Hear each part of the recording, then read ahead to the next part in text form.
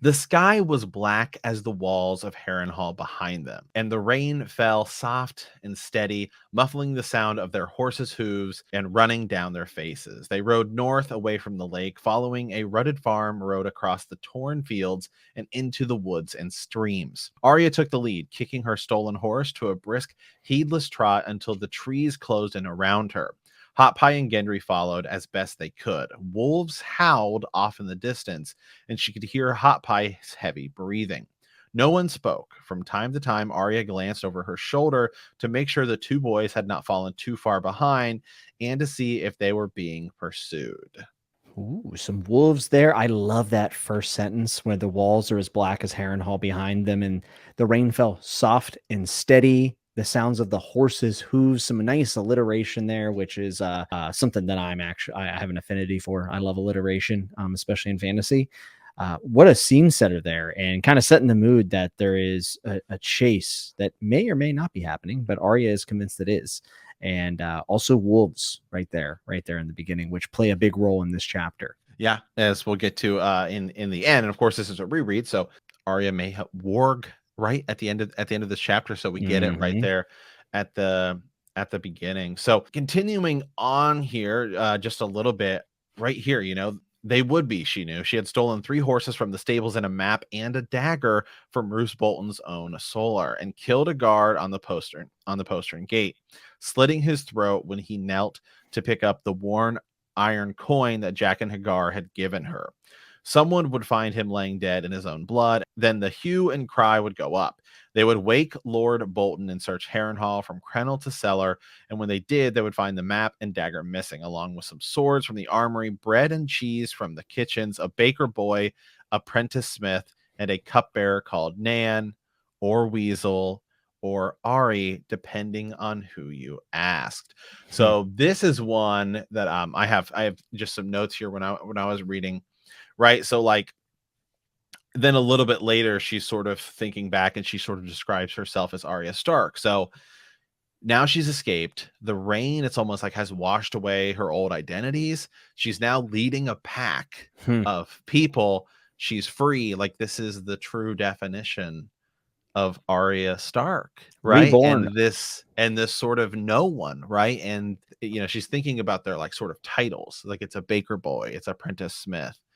Right. And so it's just really that's like a very interesting line too. Thinking back also like how much sort of her life has changed. Arya might go through some of the most changes of any character.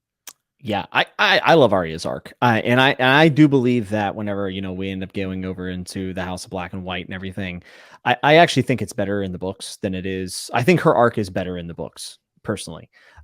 We obviously don't have the ending like we do in the show, but that is just something that I personally have an opinion of. But I love what you just said there, that she is at the head of a pack, and in this chapter, she even comments on the fact that Gendry and Hot Pie are maybe more afraid of her than they are of the pursuers. And we are quickly reminded that Arya has just taken a life and she's 10 years old. That is traumatizing. This chapter too, I think other characters have some of these things as well, but it's really like Catelyn chapters. There's a lot of hinting toward like Lady Stoneheart. There's a lot of things where it says like it literally uses the word stone or heart.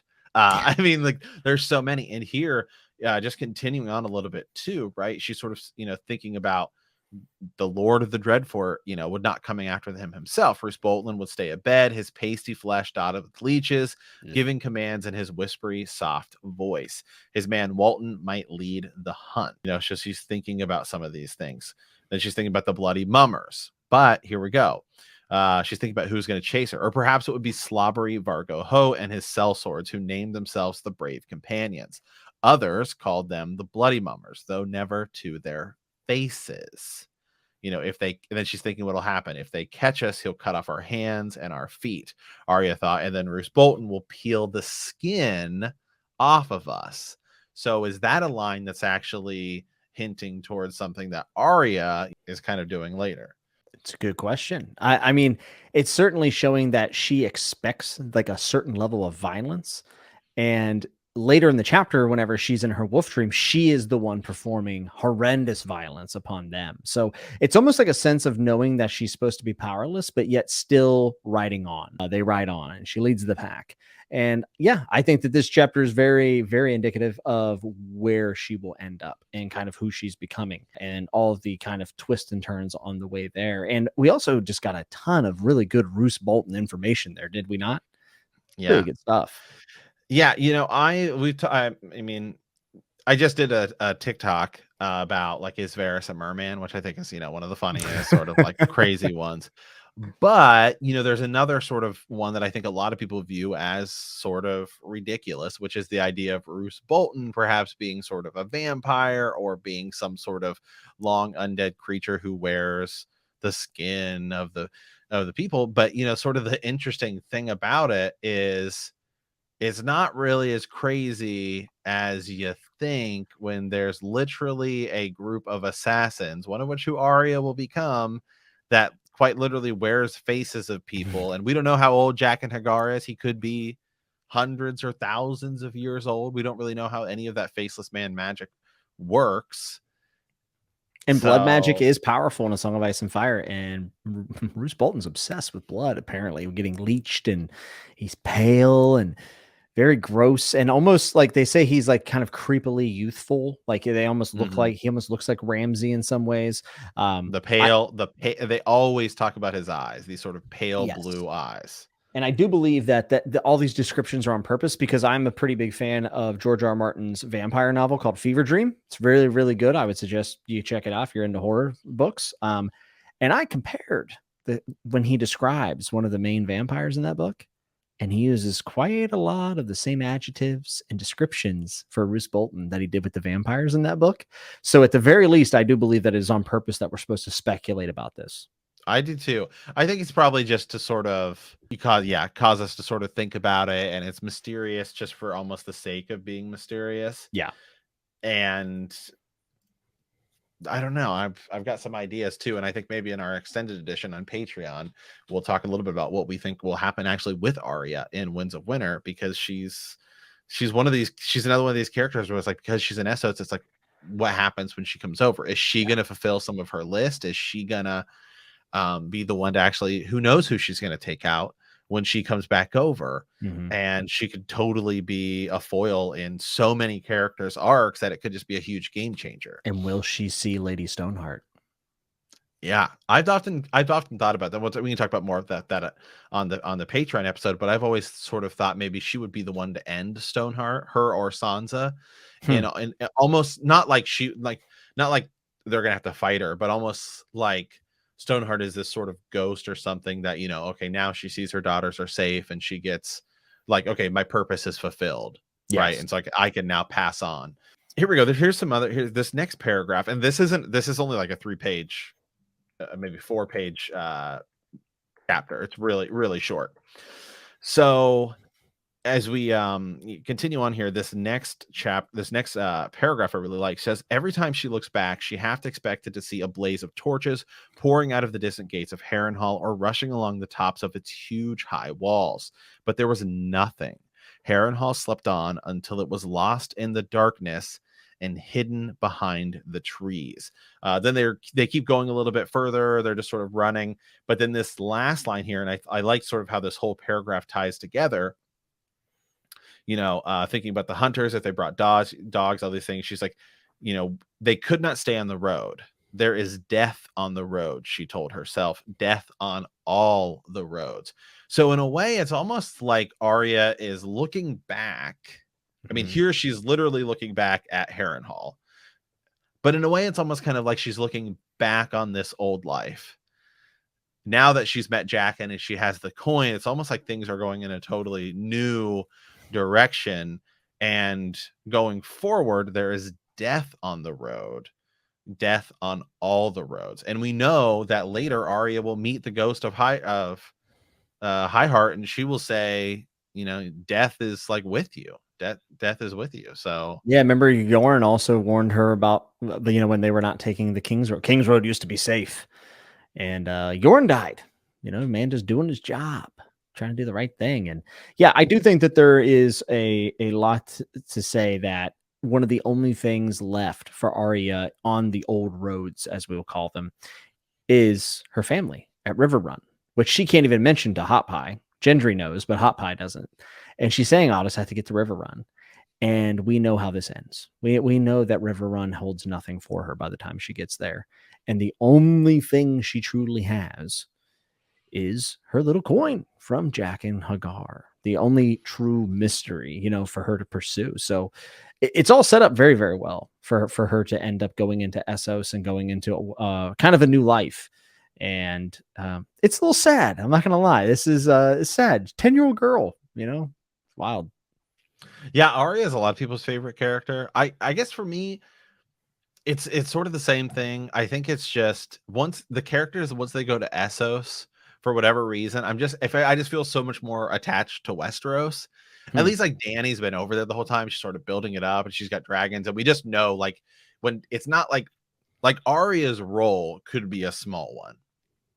In the show, even she does big important things like kill the Night King, but she doesn't really have like she doesn't have like the Daenerys type of impact, right? When Daenerys comes over, we're talking like cities are gonna burn, influencing armies, like moving all of the pieces with the weight or sort of gravity around her chess piece, whereas Arya's is a much more sort of a smaller line. And I kind of think that's going to be the same way for her in the books. And I guess for whatever reason, maybe I don't know.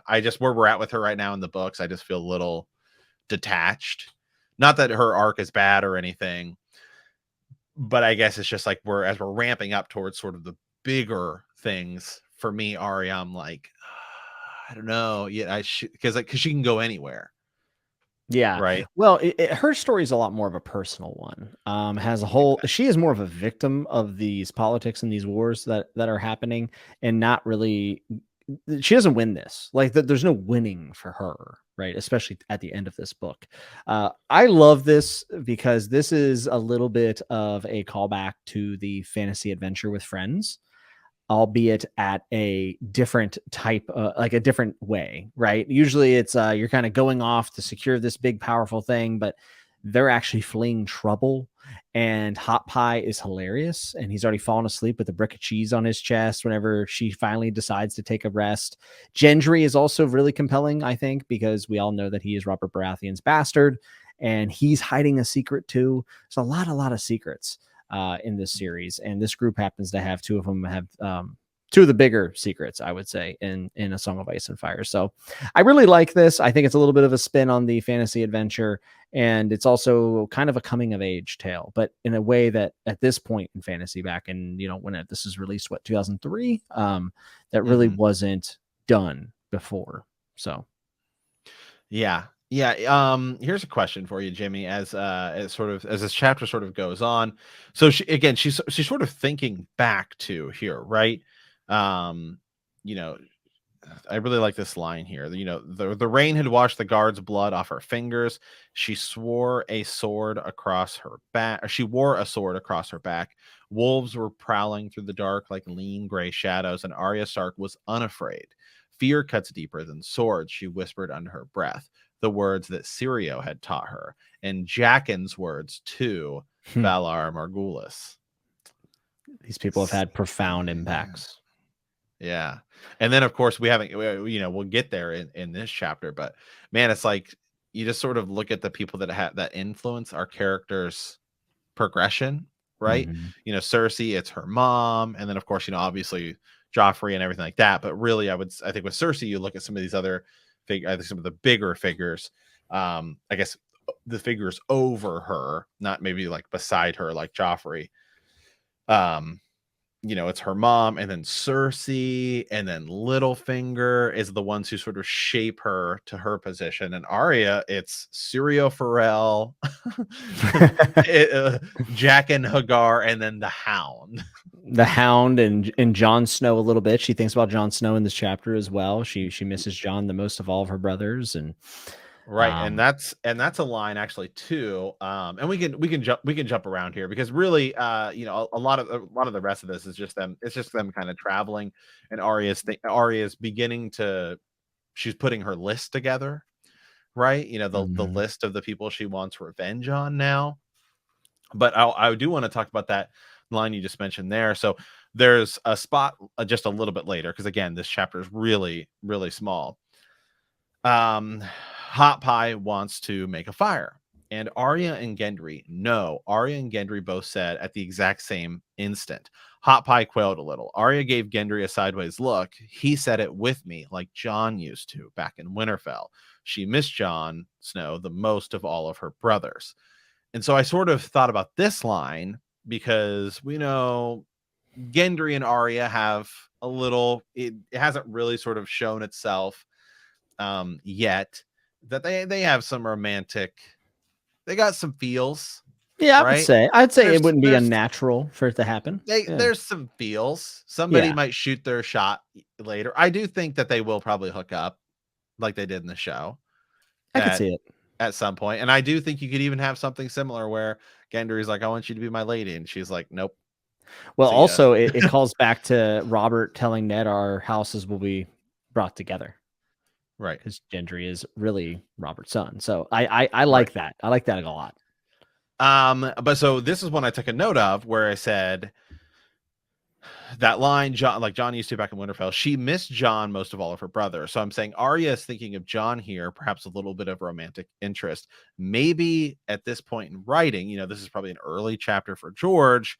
He was still maybe planning on this Jon Arya love interest, which was one of like the original plans. And so it's like, okay, here's somebody that she's kind of got a little romantic feelings for, whatever, or, kind of likes. And she's also thinking of Jon. And we know that one of George's original plans was perhaps this Arya Jon ship. Yes. And for those who are not aware, there's an original outline floating out there where George had, when this was a trilogy and things were a lot simpler, that Arya and Jon were supposed to end up together. So which is weird, very, very strange. I kind of read this and I said, oh, this is Gendry replacing George's plan of Jon. Could be. Yeah. I imagine Gendry was an addition later. Like I imagine on a rewrite or two, he probably then said, oh, I'm going to do something with that bastard boy. Like I could see him going further with than just not being, oh, hey, he's Robert's son. And just a catalyst for the investigation, right? Like I feel like he probably decided to do a little bit more, kind of like what we saw with Darkstar and Edric Dane, how that kind of gets split up later down the line, knowing that he had different things in plan for the timeline. So for me, I read it and I said, oh, that's him saying this is now Gendry. Like Gendry's now. Do you listen to the audiobooks or do you read it? So I have. This is the 7th time I've read this book, I think. So this time I'm going through it physically. Okay. But gotcha. Roy Dotrice is a legend and an embarrassment all at once. Right. He jumps around a lot, just so you guys know. So it's Gendry, he calls it in the books. But to be fair, it's like the way I think you sort of read it in the book is one way. The way that Roy Dotrice says it might be multiple ways, because sometimes he changes like accents and stuff like that in the books. Brienne, Brienne. Patire, Baelish, right? And then he says Sansa and Sansa. Although in the show, sometimes people say that too. But what's really interesting is, in the books, I think he's Balon Greyjoy, which is right. And then the show called him Balon Greyjoy. But George, anytime he talks to him, Balon. Yep. So is Balon the way what it's supposed to be? Because that's what George says. So we should just discredit the show, Catelyn, I mean Patire Baelish. Varys, Lord I Varys. love Roy because like that was my first audiobooks were with him, and there's a lot of nostalgia there. And I love the story behind Roy Detroit. So he worked with George on Beauty and the Beast, and they hit it off. They were like best friends. And George was like, will you please do my series? And I guess Roy, he doesn't do audiobooks. Like he never did any other audiobooks. So he basically got his friend hooked up with a job so he could narrate his books. And Right. I guess even with Dance with Dragons, like the publisher was like, Roy was on his deathbed at this because he's passed now. But if you listen to Dance with Dragons, it's pretty rough because Roy is like on the way out essentially. And he's in Game of Thrones. Yes, he is. That's right. He's cameos as one of the pyromancers. Yes, with George, right? No, I don't think so. No, you're right. He is the one that actually speaks, I believe, to Bronn. Yes, that's right. When Tyrion goes to see, that's right. Cersei's stash. Mm-hmm. Yeah, old Roy Dotrice just chilling out. What a guy. Yeah. God rest his soul. It's so good. So, okay, so I guess I'll read some of the last little bit here, but basically they sort of hear some wolves howling in the distance. Like I said, this chapter is really kind of short. I think sort of the bigger things about this is I would really say it's this is again also like chapter 1. Mm-hmm. So I'll read like sort of the last little bit here. So Arya has a dream. She was no little girl in the dream. She was a wolf, huge and powerful. And when she emerged from beneath the trees in front of them and bared her teeth in a low rumbling growl, she could smell the rank stench of fear from horse and man alike. The Lycaenes mount reared and screamed in terror, and the others shouted at one another in man talk before they could act, and the other wolves came hurtling from the darkness and the rain, a great pack of them, gaunt and wet and silent. The fight was short but bloody. The hairy man went down as he unslung his axe. The dark one died stringing an arrow, and the pale man from Lee's tried to bolt. Her brothers and sisters ran him down, turning him again and again, coming at him from all sides, snipping at the legs of his horse and tearing the throat from the rider when he came crashing to the earth. Only the bellied man stood his ground. His horse kicked in the head of one of her sisters, and he cut another almost in half with his curved silvery claw as his hair tinkled softly. Filled with rage, she leapt onto his back, knocking him headfirst from his saddle. Her jaws locked on his arm as they fell, her teeth sinking through the leather and wool and soft flesh. When they landed, she gave a savage jerk and with her head and ripped the limb loose from his shoulders. Exulting, she shook it back and forth in her mouth, scattering the warm red droplets amidst the cold black rain. So there she is, warging, having a wolf dream. It doesn't say it's Nymeria, but I think we can guess. I think we can guess it's Nymeria. Pretty brutal, huh? Yeah. I mean, this is big. This is big stuff. This is warging. I mean, at least how I feel. And I also think it's interesting to think about how these things work in this world, because George doesn't do like a hard magic system where he explains every little thing and how much mana or stormlight you need, like someone like a Brandon Sanderson. But all of his magic is pretty consistent across the board. And there's checks and balances with it and limitations and whatnot.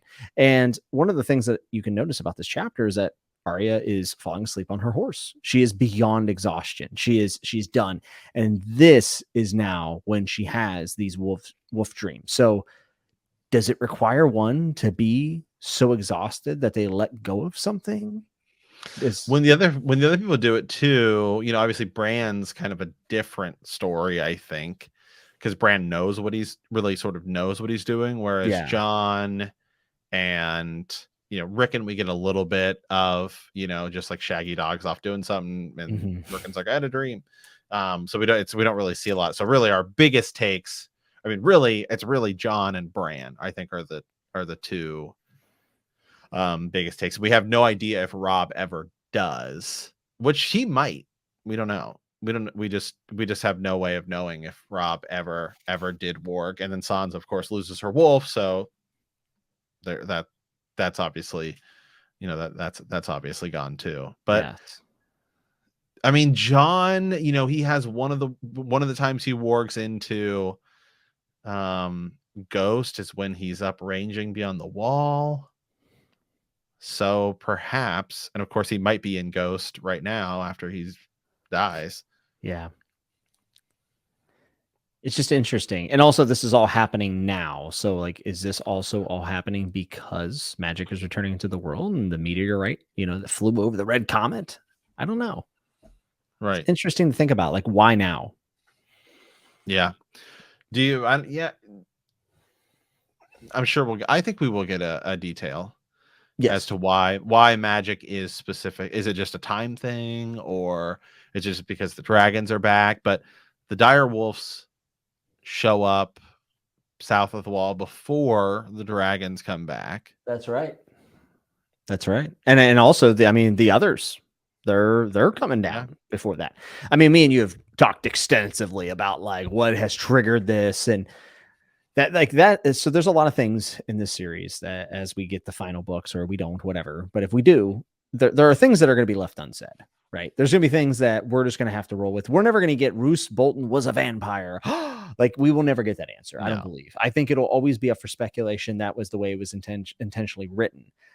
However, I personally would really like just a smidge of explanation in those final books about what triggered the White Walkers and the others to come back.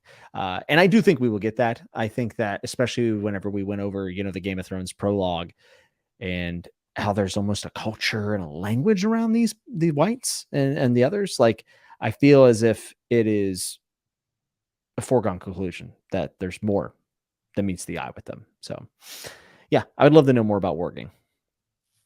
Yeah, I would too. I'm just looking here to see if there's anything from some of these things like 10 years ago, right? Where people again, and this chapter is small, really. I mean, this is definitely sort of a small chapter, and we'll get into bigger ones. So I think we've covered it. I think, as for as much as there is. Yeah, for sure. And it's a good chapter. I like it. It kind of gives you some context to the prior book. Remember, this is an opening chapter. People hadn't read it in a few years. And it's not as info dumpy as I've seen other fantasy books do mid-series, where like it's almost insulting how much they remind you of. So it's good. Yeah.